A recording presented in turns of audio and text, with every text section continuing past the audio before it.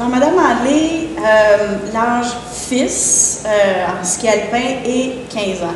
Donc, on parle des K2, 13-14 ans, et on fait un grand saut à 15 ans, l'âge fils, 15, 16, 17 ans, où que là, tout le monde que les jeunes connaissent, quand même assez douillet, et là, ils sont lâchés un peu, là, vraiment au niveau mondial.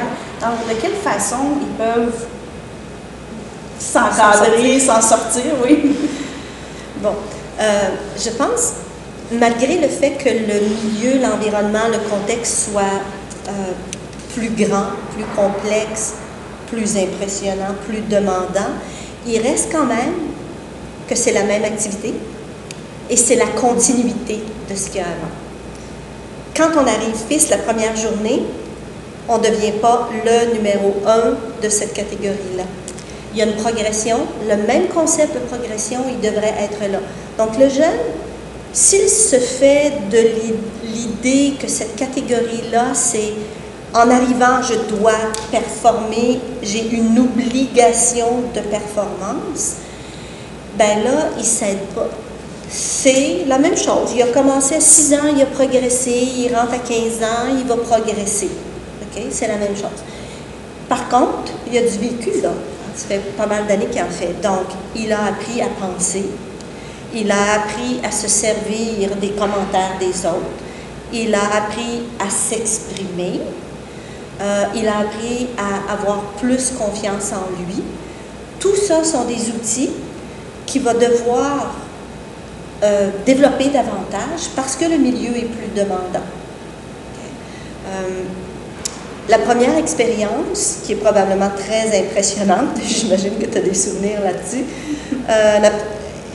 c'est une expérience.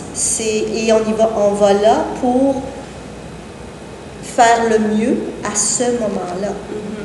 Donc, de fixer une exigence de résultat dès le départ, ça serait un petit peu comme court-circuiter ce qu'on essaie de faire. Ce qu'on essaie de faire, c'est de dire, OK, là, on est dans une grande phase, on vient de basculer, okay? Et on va se redonner le temps pour placer les choses qui sont stables et de là, construire et construire. Okay?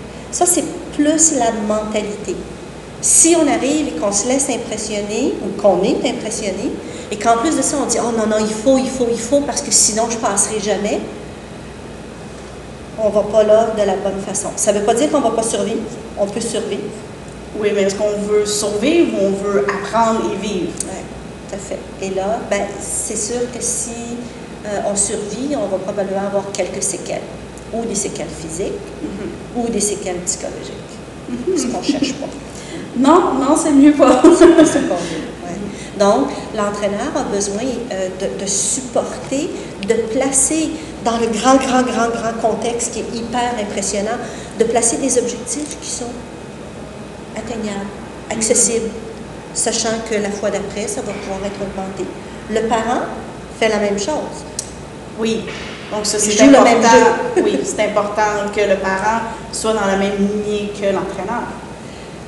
Ça va mieux. Oui. Ça va vraiment mieux. Si le parent, sous prétexte d'aider le jeune à être plus motivé, plus décidé, vient à rajouter des attentes, voilà, le jeune, le contexte, les objectifs, puis les attentes, là, ça fait trop, là. C'est pas possible. On s'en va vraiment pas dans la bonne direction.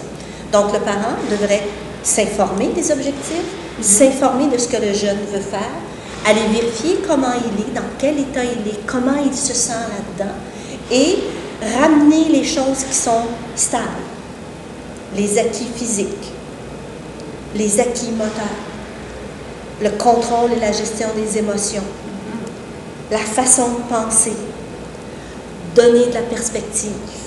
Okay? Ça, c'est le rôle du parent. Très bien. Merci.